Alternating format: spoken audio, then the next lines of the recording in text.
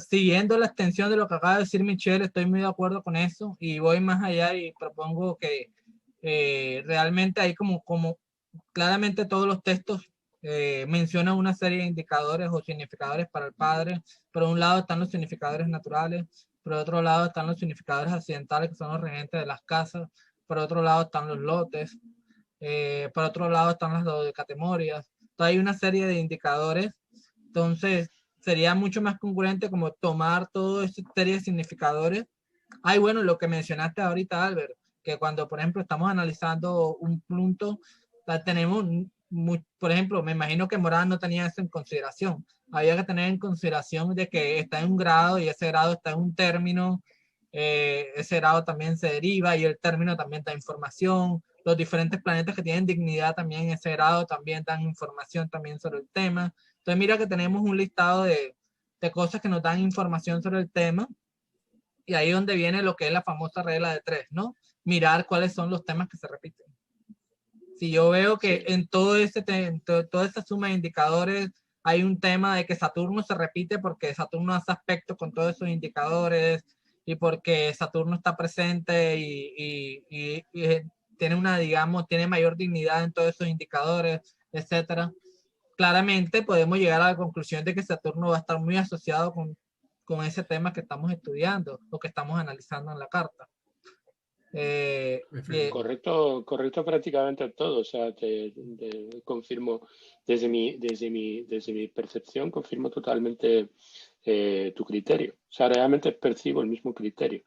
O sea, tengo el mismo criterio o un criterio por lo menos similar. La única disensión que puede haber es cuanto al valor simbólico, entre comillas, de acuerdo a esas condiciones. Porque evidentemente que es un valor simbólico, pero probablemente es un valor simbólico que no da a luz de acuerdo a una especie de complexión metafórico-alegórica. ¿Mm? O sea, no estamos hablando, o al menos yo, no estoy hablando del símbolo de acuerdo como una condición heurística que sobreviene a partir de una valoración repetitiva en la que dices que hay determinadas pautas o determinados tonos que se repiten y entonces hacemos una inferencia. No, o sea, en realidad estamos hablando de una sucesión formal en la que determinados elementos se vuelven tónicos y a partir de esa condición tónica de ese elemento, ¿de acuerdo? Pues vas performando una narrativa. Esa narrativa descubre la figura del padre en la medida de lo posible haciendo del intérprete, ¿de acuerdo? Una figura neutra, que lo que hace simplemente es un ejercicio de traducción en donde le salta a la mirada, le salta la mirada al nativo, ¿de acuerdo? La evocación del padre. Entonces ya no es necesario que el astrólogo haga ese esfuerzo. Es simplemente que la figura del padre se va presentando ante los ojos en un camino que va desde lo amplio del sustrato vinculado a la casa, ¿de acuerdo? A través del signo, que es una virtud, como hemos comentado muchas veces, y se nos revela a la gente. En ese sentido es que yo entiendo que es vituperable, ¿vale? La actitud de personas, como dice Michel, que era eso precisamente lo que le iba a contestar, que buscan significadores concretos en una especie de petición de principio. O sea, buscan a priori lo que solamente se puede obtener a posteriori después de la resolución del algoritmo que representa cada carta. Al referirme a la palabra algoritmo, me estoy refiriendo a su término griego, o sea, lo que significaba en griego. O sea, yo puedo llegar a un significador individual y por lo tanto puedo darle a ese significador individual una conexión con lo universal y puedo llegar a comprender o puedo llegar a inferir que ese universal vinculado a la figura del padre es Mercurio. O puedo llegar a la conclusión de que ese factor es Júpiter, ¿vale? Entonces, ahí estamos hablando de un significador universal, porque Saturno es un elemento que se corresponde con una condición arquetípica, ahí claramente como un arquetipo, ¿de acuerdo? Que está vinculado a la figura del padre en el tema. Lo que no podemos hacer es establecer, y ya te digo, para mí es muy vituperable el trabajo del que habla Michel Ibarra o del que está comentando Michel Ibarra cuando dice que hay ciertas personas que buscan un indicador concreto para la figura del padre. Claro que hay un indicador concreto, pero ese indicador concreto es un indicador concreto sobrevenido. No podemos señalarlo a priori porque es un hecho a posteriori. porque cualquier figura de la carta tiene una significación universal, y una significación universal significa, un significante universal significa que en lo concreto, ¿de acuerdo?, puede significar muchas cosas. Puede significar muchas cosas. Con lo cual, Mercurio, ¿de acuerdo?, alcanza la dimensión universal y es significador universal del padre. Por ejemplo, no sé, en la carta de Iván, mi hijo pequeño. La carta de Iván, Mercurio es el significador sobrevenido universal del padre. Es universal, ¿por qué? Porque en su carta se vincula a lo que representa al padre.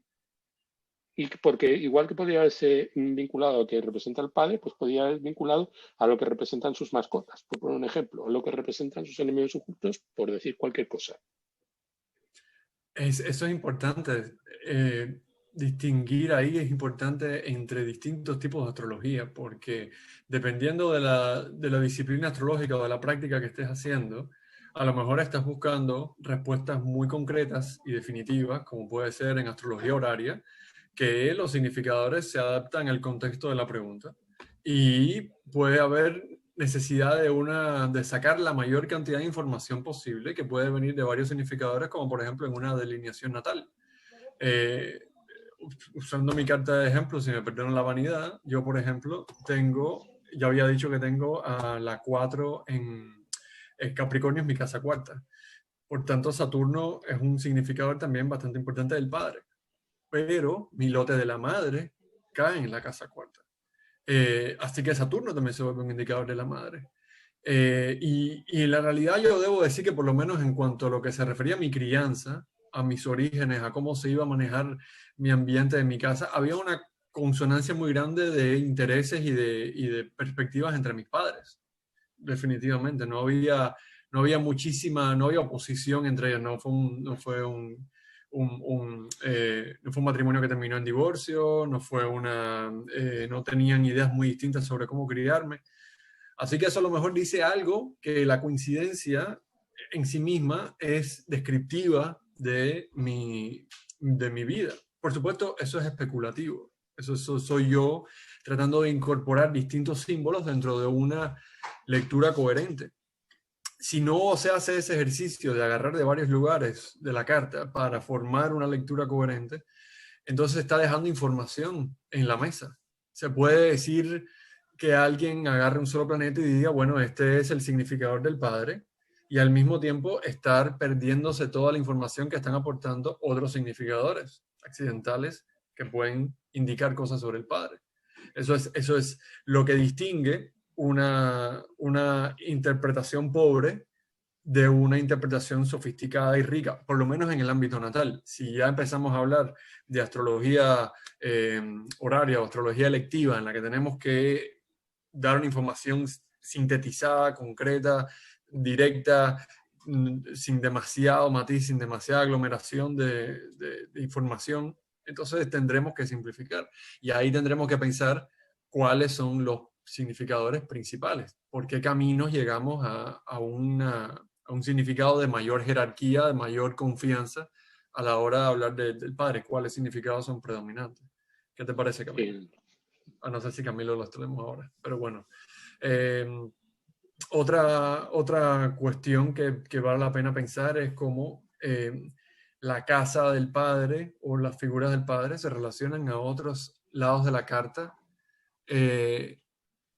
que necesariamente vamos a tener que combinar con el padre, porque sí, digamos que alguien que tiene el lote del padre en la casa nueva y tiene un padre que siempre le puso mucho énfasis a la educación superior o a la religión, y esas son cosas que necesitamos incorporar en la descripción del padre. No podemos hacerlo si nos quedamos en un solo lugar. Efectivamente. Claro, de acuerdo.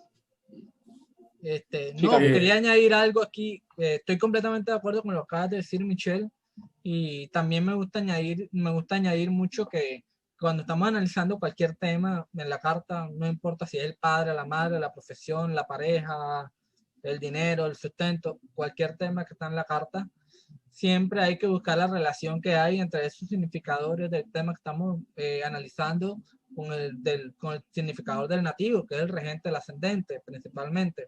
y con el signo del ascendente como tal. La cadena de disposiciones, los aspectos que hacen, tanto separativos como aplicativos, son los que nos van a dar la narrativa que hay detrás de la vida del nativo, ¿vale?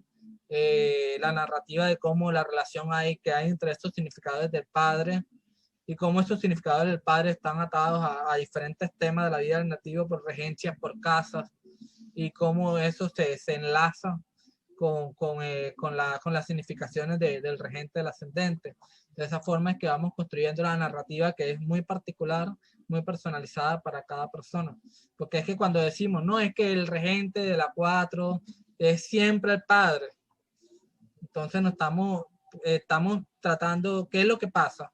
Que el astrólogo como tiene ya en la mente grabada de que la 4 siempre, el 100% de los casos del padre, entonces va a buscar acomodar su preconcepción de lo que es el padre a la carta, cuando realmente lo que debemos hacer los astrólogos es partir de la realidad del nativo y ver cómo se ve reflejado en los símbolos, y a partir de ahí es que construimos una narrativa. Entonces, efectivamente, hay un detalle sobre el que me gustaría incidir. O sea, aquí, cuando que estábamos hablando de filosofía aristotélica, al final es Aristóteles el que nos saca de dudas. Por ejemplo, el concepto de entelequia es un concepto que aquí cobra una importancia muy importante. Es que cobra una importancia. El concepto de entelequia es, por decirlo de alguna manera, la forma prefigurada en un sustrato. Es decir, en una semilla está prefigurada la forma del árbol. Entonces, en ese proceso de desenvolver lo que representa o de explicar, porque explicar significa plegar, explicar significa desplegar, de la misma manera que cuando estamos hablando de implicar, significa plegar hacia adentro o lo que diríamos nosotros replegar. Entonces, nosotros estamos viendo que los componentes simbólicos hacen precisamente este proceso. Y cuando nosotros llegamos al universal, el universal viene representado por la entelequia, mientras que el natural, lo natural, viene representado por la condición genérica. Es decir, lo natural es lo genérico, es aquello, como decía Heidegger, que reposa cambiando, es decir, que se mantiene en transformación. La transformación mantiene lo que es natural, y por lo tanto está vinculado a lo occidental y a lo que llegamos a posteriori. Y la diferencia que hay entre la posteriori y la priori.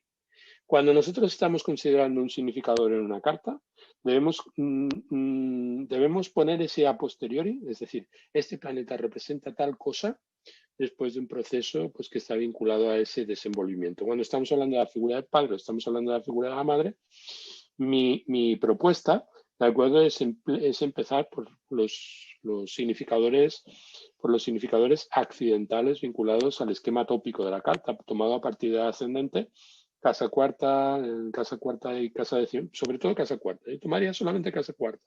A partir de la casa cuarta, los significadores naturales como significadores que tienen que ver con la forma en que se naturaliza, valga la redundancia, es decir, nace o aparece la figura del padre, tomando siempre como punto de referencia el significante de la casa cuarta. Pero significante de la casa cuarta no es necesariamente el regente de la cuarta.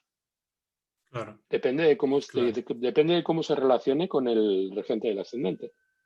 Porque puede hacer probablemente que sea el almuten o sea el regente de triplicidad o el primer regente de triplicidad. Por ejemplo, hay un factor muy importante a tener en cuenta desde el punto de vista de Doroteo, está muy claramente vinculado a su visión, que es la importancia de los regentes de triplicidad. Quiere decirse que los regentes de triplicidad hacen mutable la figura asociada a cada uno de los diferentes lugares. Mi propuesta es pues, partir de la base del significado de lo que son los lugares y luego paulatinamente centrarse en los dos elementos fundamentales, uno que nos indica la vía a través del significante natural correspondiente, que todas las casas tienen una, no solamente la casa cuarta, ¿vale? Y luego a través del regente del ascendente y cómo se relaciona el regente del ascendente con el indicador natural y la figura que representa, por ejemplo, el sol en una carta diurna como significador del padre, como punto horoscópico, nos da el papel social, es decir, en qué grado podemos asociar la figura del padre al regente de la cuarta o al regente de la décima como padre o madre, y luego finalmente el lote, Que el lote, estoy completamente de acuerdo con Michel. Desconozco la tesis de Dijks, pero yo creo que quien realmente pone el broche a lo que es la pesquisa acerca de la figura del padre es el lote, pero como en todas partes. Claro. Es que también el lote está muy estrechamente relacionado con fortuna. Con el lote o la parte de fortuna.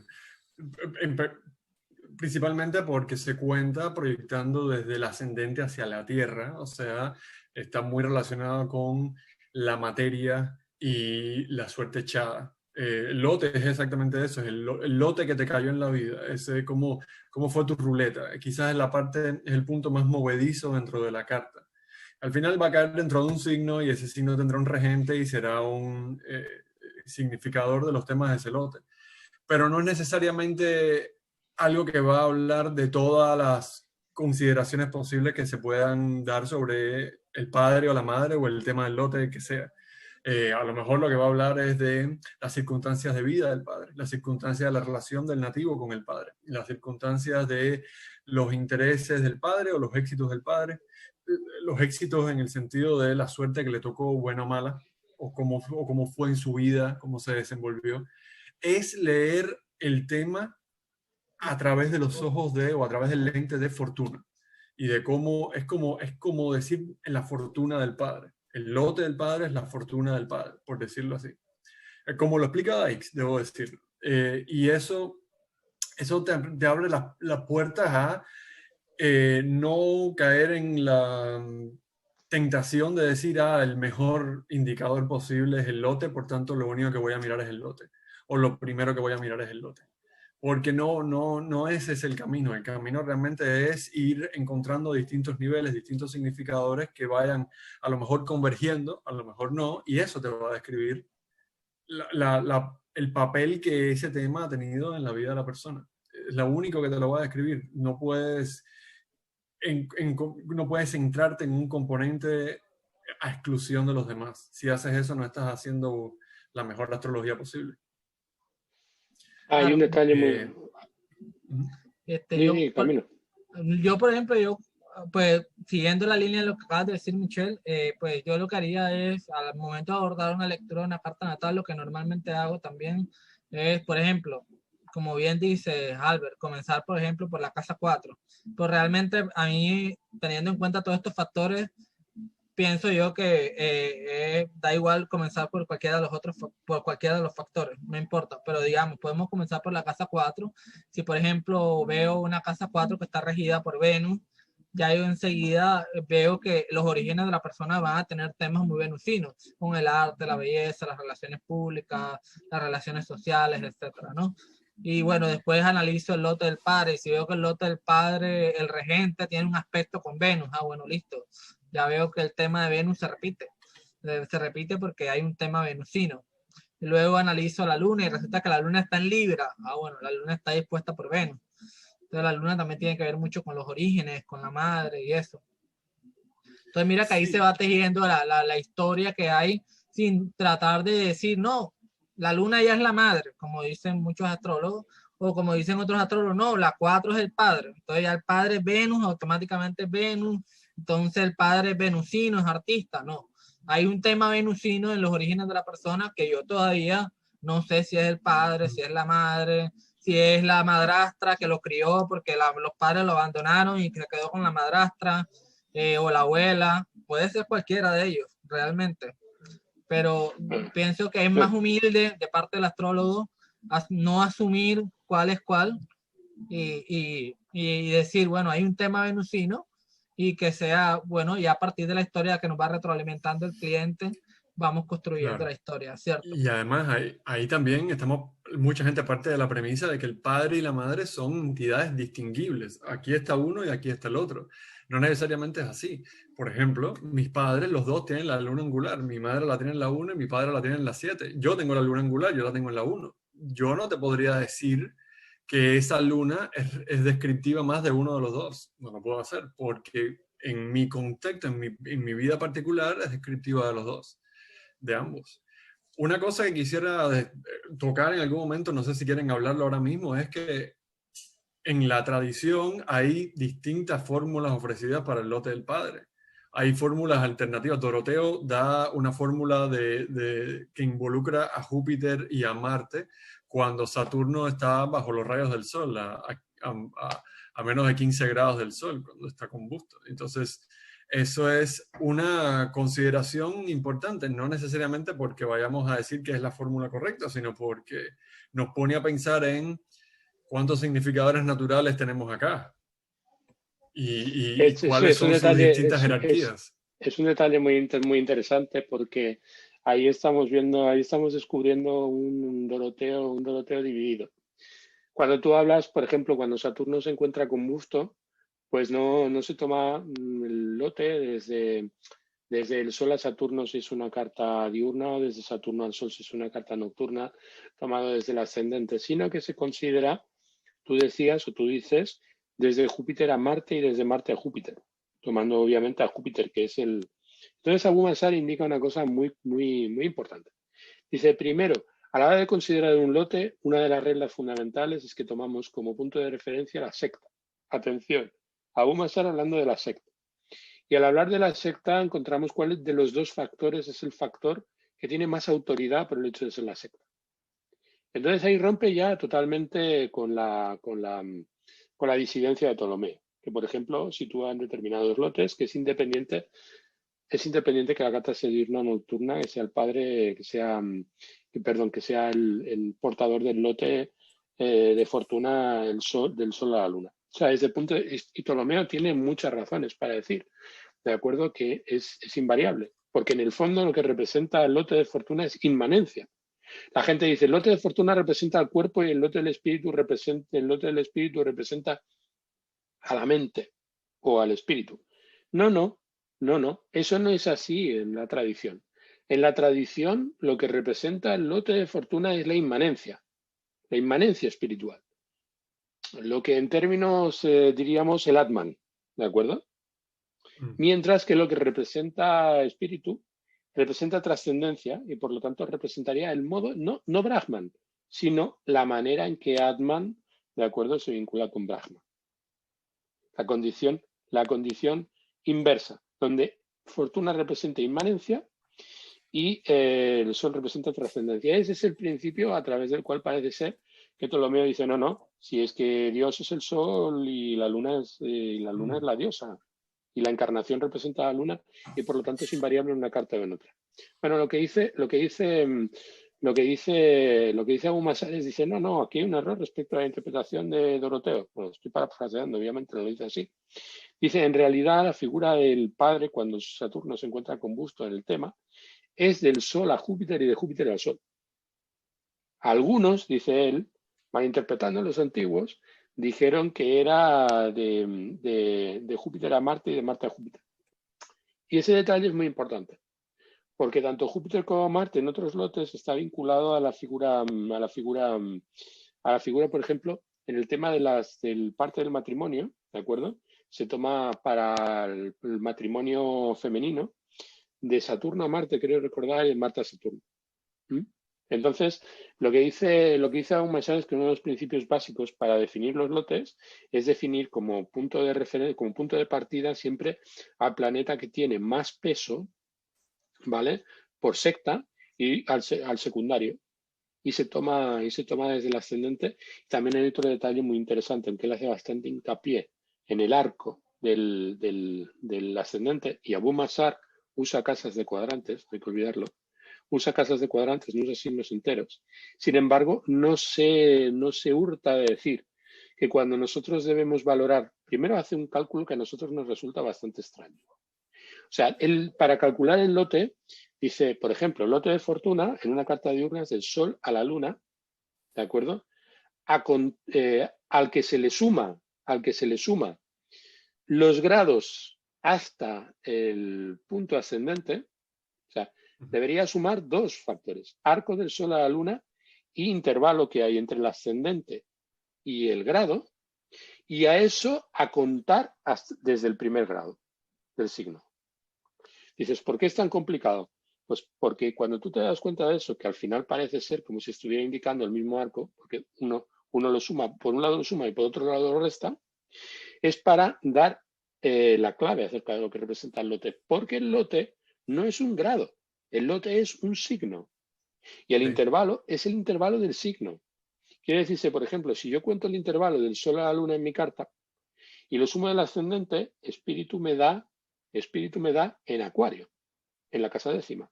Sin embargo, si yo tomo el número de signos, por la diferencia que hay entre el sol y la luna, estamos hablando de un trígono y por lo tanto hay 5 signos de diferencia, resulta que son 9 signos lo que yo debo contar para calcular el lote de espíritu y entonces se dan la 9.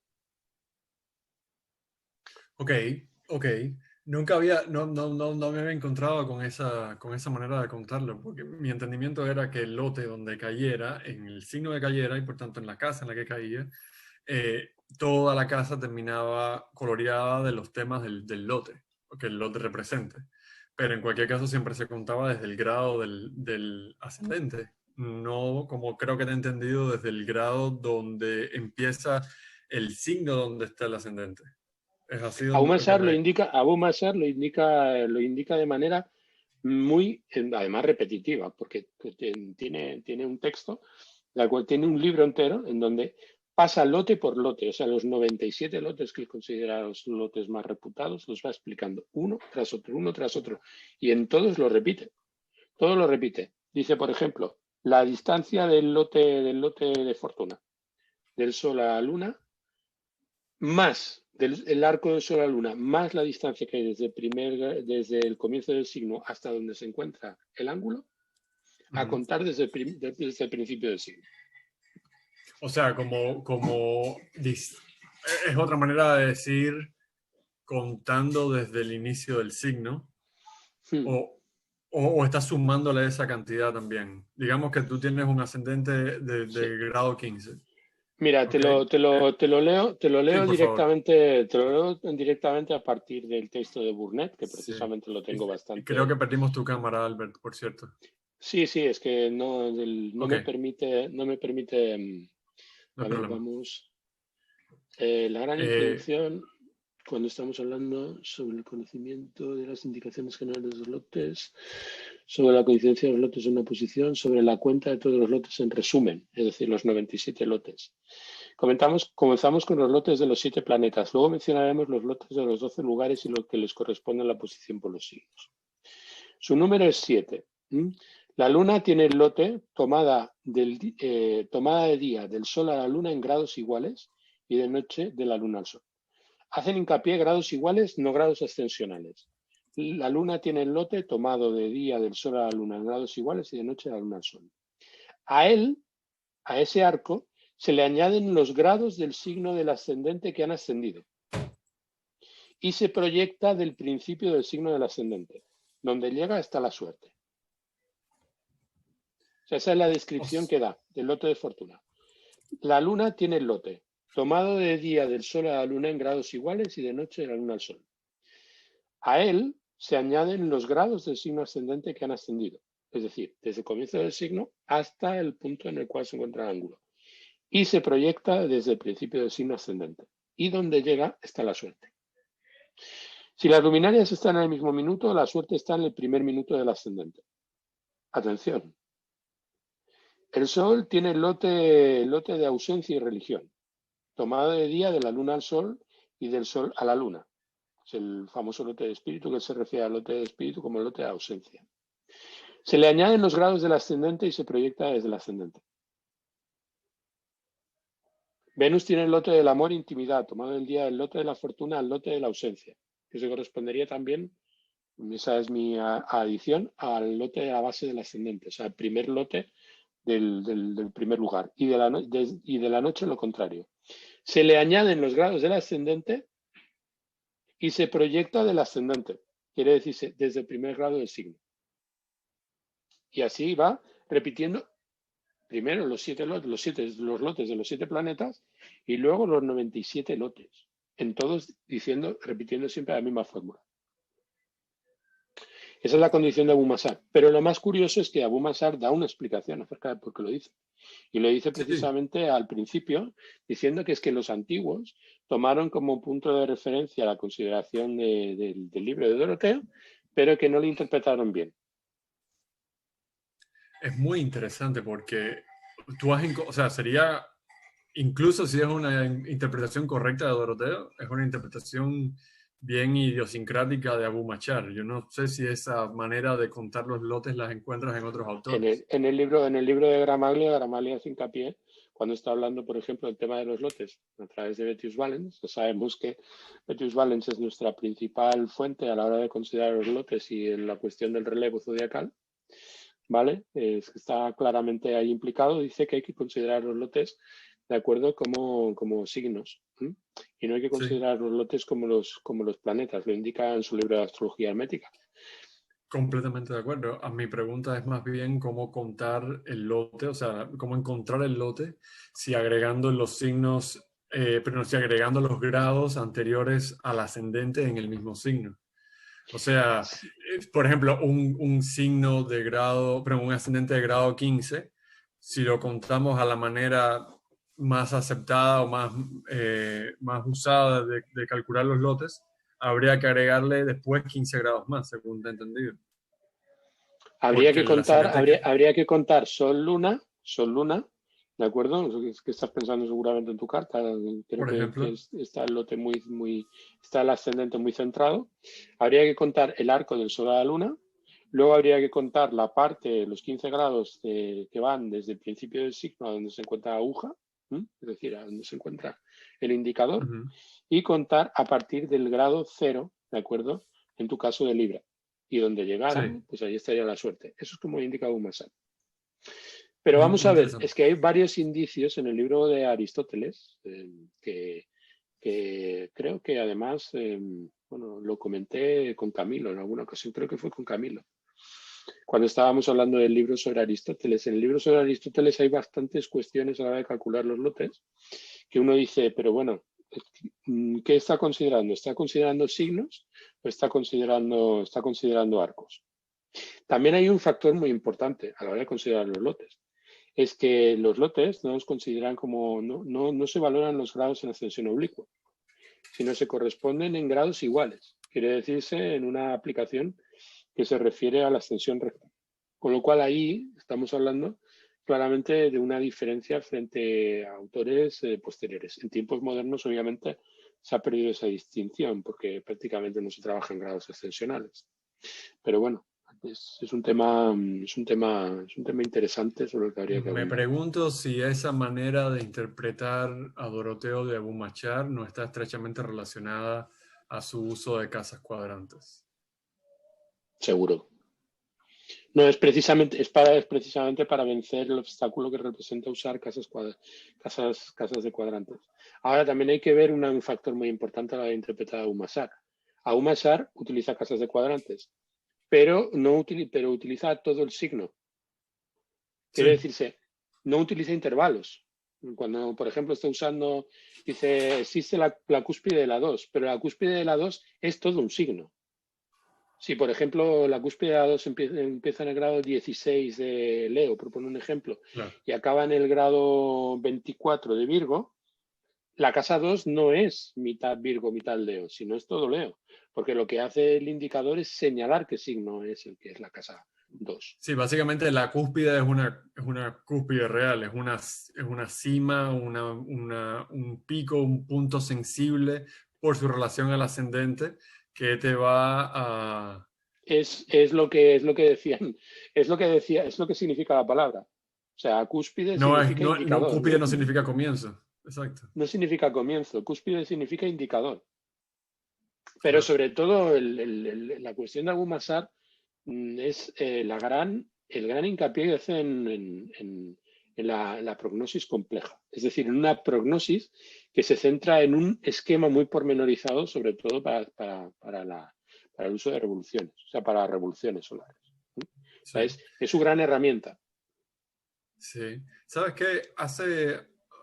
Estábamos conversando más temprano hoy, Camilo, no sé si estás disponible. Estábamos conversando más temprano hoy sobre distintas cartas de ejemplos, como cuando uno tiene varias teorías incompetencia sobre cómo interpretar algo, las vamos a querer poner a prueba. Y para eso necesitamos cartas de ejemplo.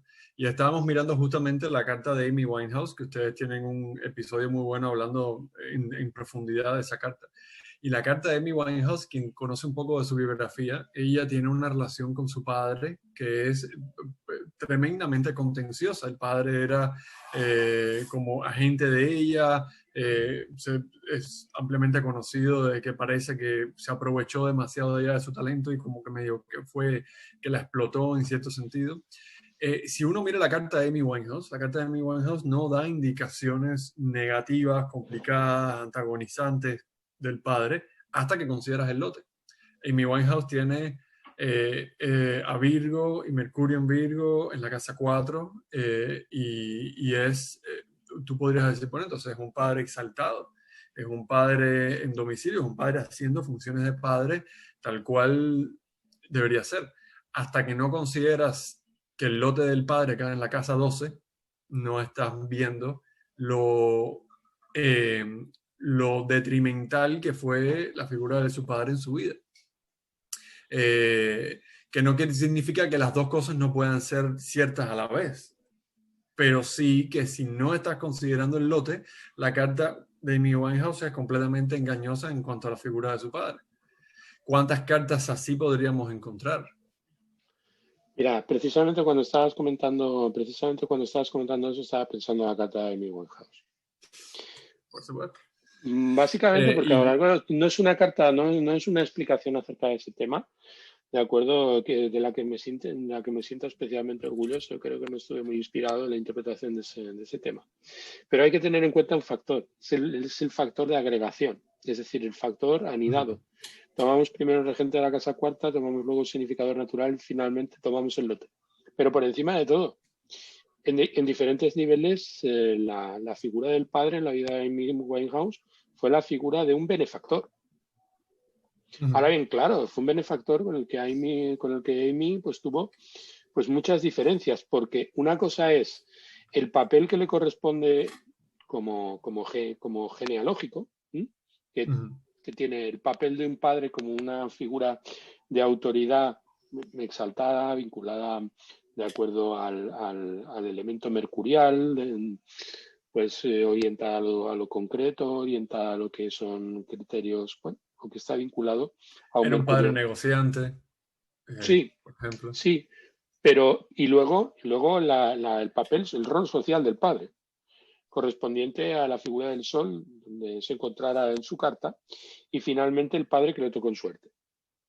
Pero claro, es que evidentemente, para llegar al padre que le tocó en suerte, el padre de la lotería, sí. es preciso haber analizado esos factores previamente. Por ejemplo, sí, disculpa, Camilo. No, ¿qué ibas a decir? Yo iba a dar otro ejemplo, pero si quieres comentar algo sobre eso. No, claro, no, completamente de acuerdo y además que la casa 4 se puede dar, digamos, como un tema general acerca de la vida de la persona, ¿vale? Sobre el origen en la familia, incluye también el tema del contexto de la familia, incluyendo la madre también el origen de la familia, los abuelos y todo el tema, todo lo que es el origen genealógico, como lo dijiste al principio, Albert. Pero bueno, ya el lote del padre nos puede dar ya una información mucho más personalizada de la relación que hay del nativo con el padre, ¿cierto? Y ahí es donde se muestra que claramente que la relación emocional que tuvo Amy con el padre fue muy tormentosa porque estaban en la casa 12, Saturno en Escorpio haciendo oposición al lote del padre y creo que hasta por grados estaban muy cerquita. También Marte, que es otro maléfico, aunque de la secta, haciendo cuadratura en el signo de Leo, porque la 12 estaba en Tauro. Entonces, varios otro detalle en donde deberíamos sacar a Bumasar, ¿de acuerdo? Para que nos ayude con el tema de las sectas. Que mucha gente dice que la secta es un componente helenístico y se valora la cuestión de la secta como una cuestión, pues le da mucha más importancia, eso lo he oído muchas veces, le da mucha más importancia a la secta, de acuerdo, que a las condiciones, al rango helíaco, de los planetas, por ejemplo. O sea, en qué momento helíaco se encuentran, o si se encuentran en su conveniencia o no se encuentran en su conveniencia, en términos de los que habla, por ejemplo, Benedra, cuando dice que un planeta se encuentra en conveniencia, o mejor dicho, se encuentra en HALP, ¿de acuerdo? Cuando está en la parte del hemisferio que le corresponde, siendo diurno o nocturno, y además se encuentra en dominio cuando se encuentra a gusto, cuando se encuentra liberado, cuando se encuentra cómodo, un signo de su misma polaridad. Vale, ahí es cuando nosotros deberíamos meditar. O sea, nosotros estamos mucho más lejos de Teófilo de Edesa, que es quien introduce en el ámbito árabe la literatura helenística, a pesar de que también viene a través de Persia. Hasta cierto punto ellos están mucho más cerca del legado helenístico y le dan muchísimo más relevancia, muchísimo mayor importancia, más que al hecho de que un planeta juegue en casa, es decir, que en la carta tengamos que la carta es una secta diurna y Saturno y Júpiter pues son el benéfico y el maléfico más productivos. No, no.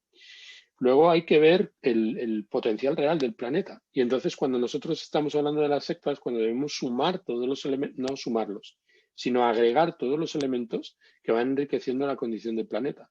Es decir, se encuentra más en secta una luna que se encuentra en su luz, que se encuentra en su dominio, a pesar de que la carta sea diurna, que probablemente Saturno y Júpiter se encuentran en sendas casas cadentes y además pues ninguneados o en condiciones pues deplorables, ¿no?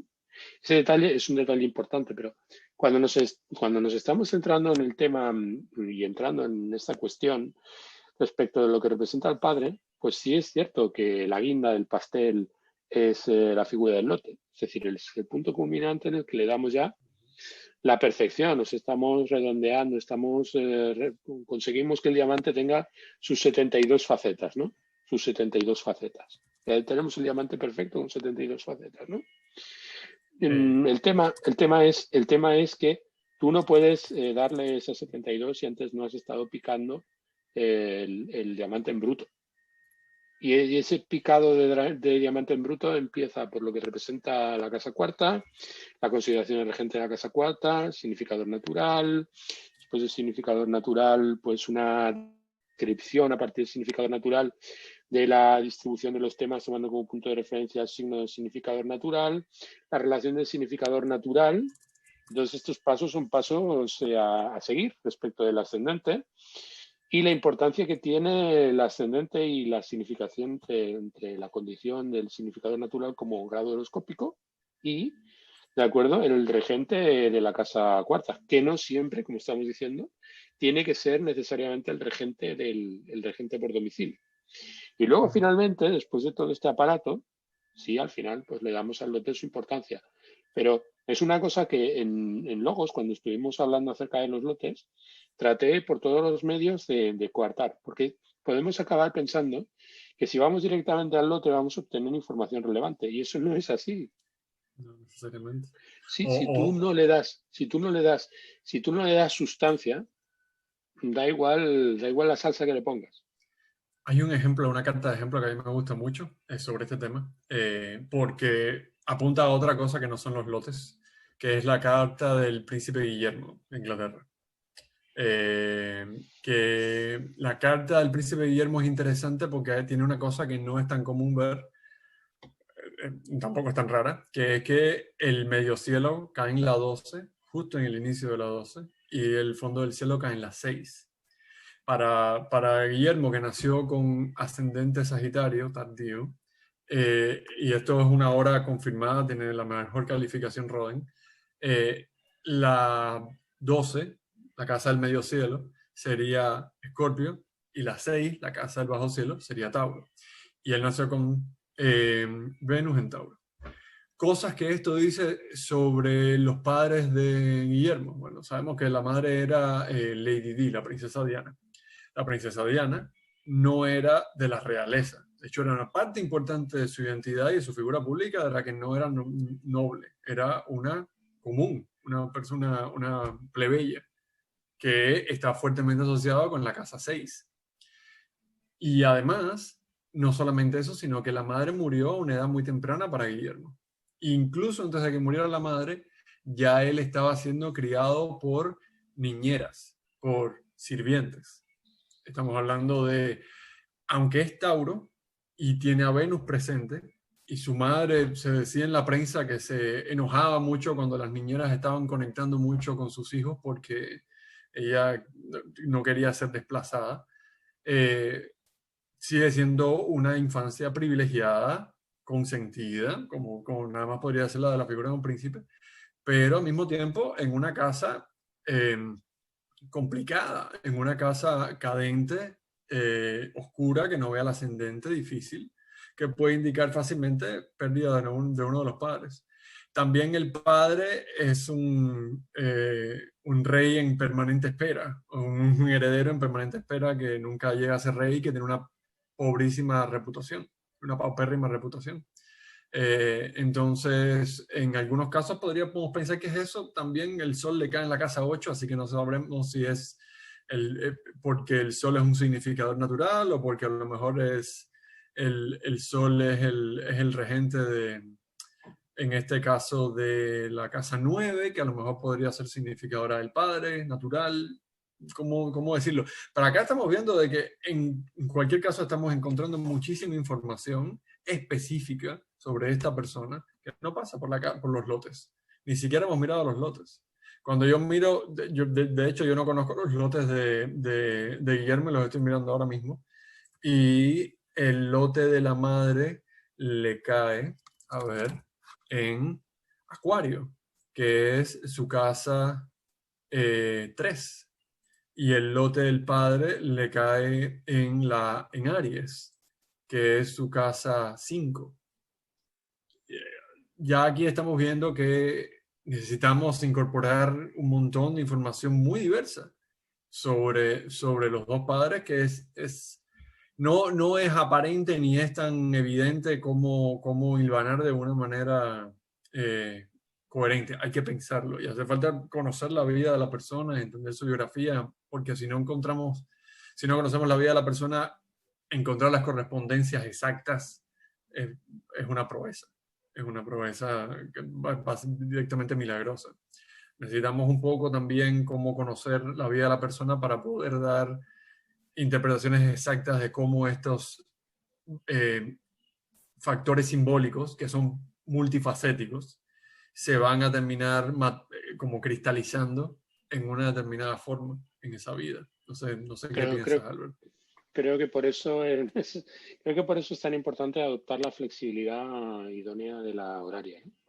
Creo que la horaria nos permite en esa medida introducir una casuística fundamental. Y por encima de todo, la horaria nos pone hasta cierto punto en la pista de prácticamente todas las técnicas antiguas, en el sentido de cómo aplicarlas. Cuando nosotros estamos viendo, por ejemplo, el tema del padre o el tema de la madre, pues hay que interpretarlos exactamente como una pregunta horaria sobre un tema natal. Entonces, claro que existe un protocolo específico dentro del ámbito de la natal que no se corresponde con la praxis horaria. Pero la manera en que mezclamos todos los significadores dentro del esquema de ese protocolo establecido nos da herramientas que nos sirven para corregir hasta el punto de llegar a la médula de lo que son los procedimientos antiguos. Yo eso sobre todo lo noto pues cuando estamos hablando de los significados tópicos de los lugares, en donde, en general, lo que suelen hacer los astrólogos contemporáneos es ir hablando sucesivamente. Pues primero la casa 1, una serie de temas. Luego la casa 2, una serie de temas. Luego la casa 3, una serie de temas. Y al final, de manera exhaustiva, estoy pensando, por ejemplo, no sé, en el libro de Debra Goulding sobre los templos del cielo, ¿no? Cuando está hablando de los significados de cada una de las casas. Eso es totalmente ajeno a la praxis tradicional. Es totalmente ajeno a la praxis griega y totalmente ajeno a la praxis árabe. Tanto por parte de los árabes, que es lo que estaba mencionando Camilo antes, en cuanto a la riqueza de la flexibilidad en la asociación de lo que son los diferentes tópicos a cada uno de los lugares, descubrimos claramente que ellos tenían una metodología, o sea, un método. Y ese método se correspondía pues a la consideración de las casas en términos relativos, o sea, en términos de relaciones. En función de la pregunta, significado de una casa o significado de otra, podía adoptar una determinada dimensión. Luego también hay otro factor que no hemos considerado y que tiene mucha importancia de considerar, no solamente factores asociados al padre y a la madre, pero sí con el padre y la madre con mucha importancia. Por ejemplo, cuando nosotros estamos valorando que tengamos, por ejemplo, el Sol, tenemos el Sol en Escorpio y resulta que como significador natural es el Sol y tomamos como punto de referencia el Sol en Escorpio, pongamos que sea en la casa segunda, ¿vale? En la casa segunda. Y estamos viendo la dodecatemoria del Sol. Entonces, estamos viendo una carta dentro de la carta. Estamos viendo una carta dentro del signo. No solamente es que nos valga como un elemento para comprender cómo se articula en la temática del padre, es que dentro de la temática del padre podemos ver un elemento oculto que nos explica cuál es la semilla del padre dentro de ese lote correspondiente o dentro de ese factor que es el factor primordial. Las dodecatemorias nos dan información acerca de los elementos que escapan a la mirada de la carta considerada a partir de las cuatro dignidades esenciales, porque no se considera dentro del decanato, y de las condiciones accidentales y de las condiciones terrestres, celestes, estado cósmico del planeta y demás. También la dodecatemoria es importante en ese sentido, un tema que quería introducir y para el que probablemente podríamos hacer incluso una charla algún día, una tertulia. El Claro. tema de las dodecatemorias, por ejemplo, de las partes indias, que tan interesante es.